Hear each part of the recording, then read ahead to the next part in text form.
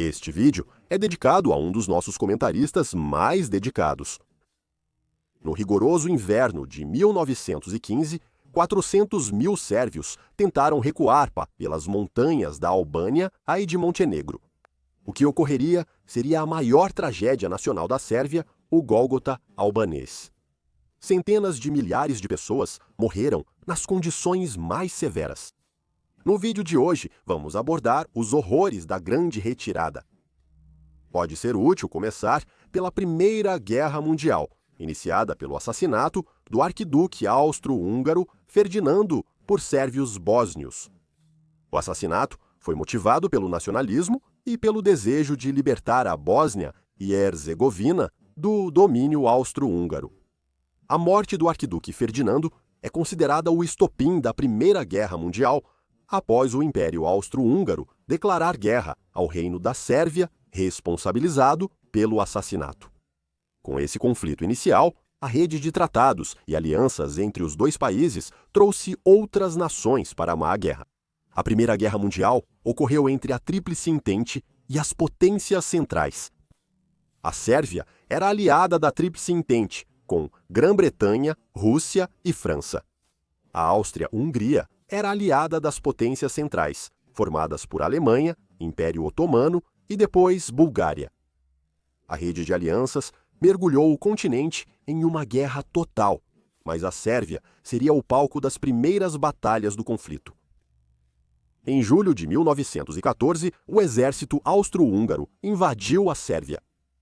O exército sérvio havia vencido recentemente 2 conflitos contra o Império Otomano e a Bulgária, mostrando que estavam um tanto calejados pela guerra. Apesar do alto moral, eles já estavam um pouco cansados da guerra. Em dezembro daquele ano, o exército sérvio havia repelido a invasão austro-húngara ao país e, diante de suas derrotas, o exército austro-húngaro cometeu vários crimes de guerra. Campos, como Velkmíder, mantinham dezenas de milhares de civis sérvios e prisioneiros de guerra. Até 6 mil pessoas morreram somente neste campo. Vilarejos foram destruídos durante a política de terra arrasada que exterminou terras agrícolas, poços e animais. Enquanto isso, refugiados que fugiam do massacre sofriam ataques violentos aleatórios. Quando a Áustria-Hungria e a Alemanha invadiram a Sérvia em 1915, o exército sérvio teve desempenho bem pior que no primeiro ano de sucesso. Para piorar ainda mais, o exército búlgaro, em outubro de 1915, lançou sua invasão à Sérvia sem uma declaração de guerra. Mais de 500.000 de soldados avançaram contra as forças sérvias. Atacado ao norte e leste, o exército sérvio recuou para Kosovo. O exército sérvio, já desgastado, tentou um contra-ataque, mas em novembro a capital caiu para as potências centrais. O exército sérvio foi derrotado. Para piorar, uma epidemia de tifo devastou a Sérvia. No início da Primeira Guerra Mundial, a Sérvia tinha uma população de cerca de 3 milhões de pessoas. Em apenas alguns meses, 500 mil sérvios foram infectados com tifo, 1/6 da população. Desses, 200 mil morreriam, incluindo 70 mil soldados sérvios. Em toda a Sérvia, havia apenas cerca de 400 médicos. Eles tentaram combater a doença, com quase todos eles também contraindo a doença. Ao todo, 126 médicos sérvios morreram, enquanto tentavam combater a epidemia de tifo. O comando sérvio tinha poucas opções. Ficar e lutar levaria ao cerco e destruição de suas forças. O governo sérvio recusou-se a se render. Com ataques a civis, bombardeio a refugiados e crimes de guerra, os sérvios passaram a temer sua destruição total. Em 25 de novembro de 1915, foi dada a ordem de retirada por uma rota que o inimigo não poderia seguir, mas que seria mortal, uma difícil jornada pelas montanhas da Albânia e Montenegro, conhecidas como Montanhas Amaldiçoadas. Não havia infraestrutura de verdade nessas montanhas, sem ferrovias e quase nenhuma estrada. Mas não seria apenas o que restava do exército sérvio que faria essa jornada, que por si só já era cerca de 250.000 de pessoas. A família real sérvia, o governo e milhares de soldados feridos também fariam a difícil jornada pelo terreno montanhoso em pleno inverno. Cerca de 220.000 civis acompanharam o exército sérvio, seja como refugiados fugindo de atrocidades ou como familiares dos soldados. Desses, 36.000 meninos, com idades entre 12 e 18 anos, se juntariam a eles. Essas crianças e jovens adultos eram vistos como futuros recrutas essenciais para o exército sérvio, talvez mostrando o desespero das forças sérvias. Além disso, dezenas de milhares de prisioneiros de guerra húngaros também seriam levados nessa difícil jornada. O exército foi dividido em 3. A coluna central seguia para o oeste pela região montanhosa da Albânia, sendo essa a rota mais curta. Esta incluía o governo sérvio, levando consigo documentos, ouro, reservas de moeda e itens de importância cultural. O rei Pedro I, de 70 anos, juntou-se a eles, algo que aumentaria o moral. A segunda seria a coluna sul através da Albânia. O primeiro-ministro da Albânia prometeu proteger os sérvios na rota sul, oferecendo comida e abrigo quando possível. A última coluna seguiria ao norte, por Montenegro, auxiliando o país contra a invasão do exército das potências centrais. Essa coluna conteria a maioria das tropas sérvias e teria como objetivo se encontrar com as outras 2 colunas e continuar avançando para o sul depois.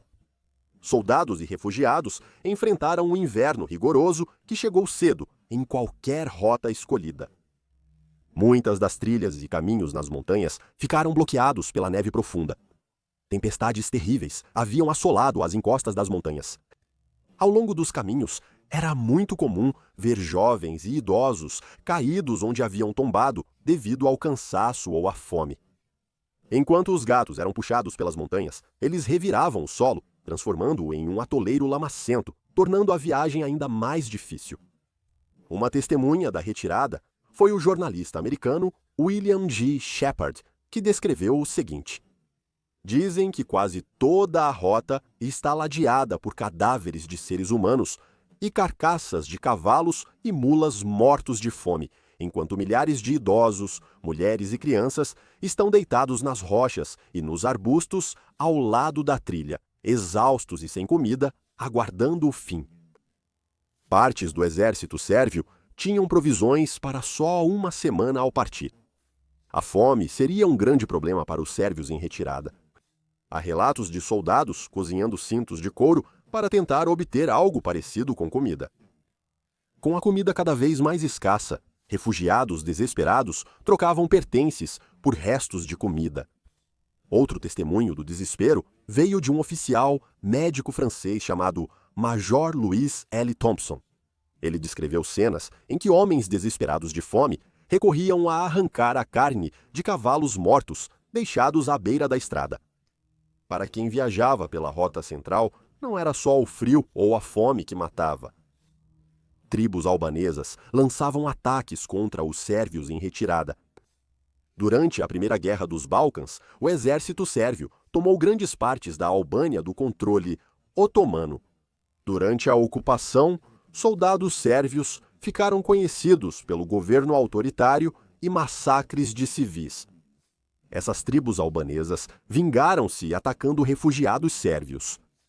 Muitas dessas tribos albanesas receberam apoio das potências centrais, mas para muitas, o banditismo contra os sérvios era um meio de sobrevivência durante os invernos rigorosos.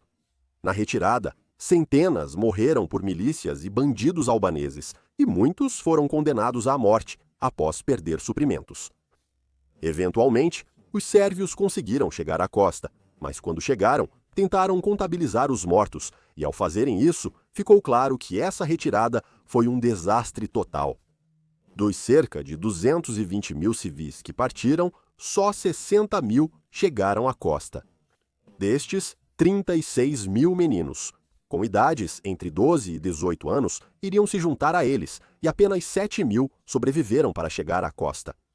Só 120.000 soldados sobreviveram.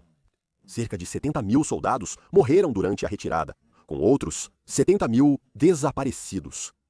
É difícil saber quantas pessoas morreram, pois o registro de dados não era preciso nesse período caótico, mas entre 350 mil e 400 mil morreram durante a grande retirada. Mesmo chegando à costa, a morte e o sofrimento continuariam. Vários navios aliados com suprimentos vitais e alimentos tiveram dificuldades para atracar nas águas rasas. Muitos sobreviventes da marcha já estavam além do ponto de salvação e morreram ao chegar à aparente segurança. A maior parte do exército sérvio e dos refugiados foi levada para Corfu, mas a maioria dos soldados chegou debilitada, com frio, tifo, disenteria e fome. Muitos morreram em campos caóticos, incapazes de lidar com tantos doentes e moribundos. Lá, os sobreviventes contaram suas histórias angustiantes à equipe da Cruz Vermelha. Os considerados muito doentes eram enviados para a ilha de Vidu, chamada Ilha da Morte. Milhares morreram, até que o terreno rochoso de Vidu não comportava mais sepulturas. Vários soldados sérvios foram enterrados no mar. Os soldados sobreviventes ganharam novos uniformes, armas e foram reorganizados e reabastecidos pelos Estados Unidos da América e Rússia. Ela foi reconstruída em 4 divisões. Para muitos, a resistência do exército sérvio simbolizava a esperança de libertação da Sérvia da ocupação búlgara. De Corfu, o exército sérvio foi enviado à Macedônia para lutar. Isso durou até setembro de 1918, quando as forças sérvias lideraram grande ofensiva para romper as linhas búlgaras e alemãs e retomar a Sérvia, libertando-o do país. A Grande Marcha permanece como a maior tragédia do povo sérvio. É um dos eventos menos conhecidos da Primeira Guerra Mundial. Talvez ofuscado pelos horrores das trincheiras, mas é vital lembrar todos que sofreram e os horrores do Gólgota albanês.